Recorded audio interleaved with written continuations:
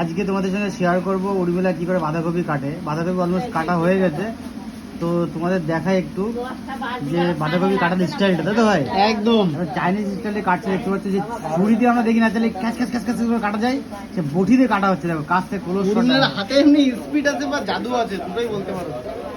আমাদের একটু হাতে করে দেখো তো কিরকম কুচি হচ্ছে, একটু দেখি। একদম পুরো সেই চাউমিনের যে মিহিদানা মিহিদানা হয়ে যাচ্ছে। দেখো এক গামলা তুমি পুরোটাই একাই কেটেছো? হ্যাঁ, আমি ওইদিকে ছিলাম, এটা সামনের পাশে কাটছিল, সামনের পাশে ওইদিকে গেছে। ও, একটা বাঁধাকপি পুরোটা কাটতে কতক্ষণ সময় লাগে? আমি কাটছি দুটো ঘড়ি দেখতে পাচ্ছি। যাই হোক, বাঁধাকপির উপর ডিপেন্ড করে। বাঁধাকপিটা 1 কেজি। সাবধানে উর্মি, সাবধানে।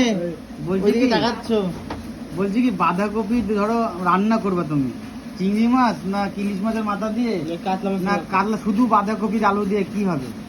বড়ি দিয়ে হবে।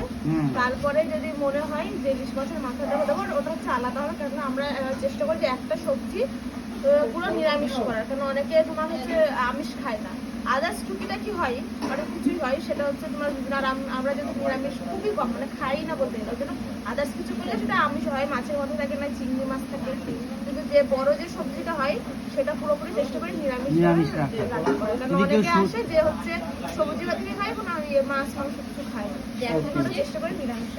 আচ্ছা, এই যে যেটা রান্না করো সেটা রেসিপি যদি শর্ট একটু বলে দাও, শর্ট করে।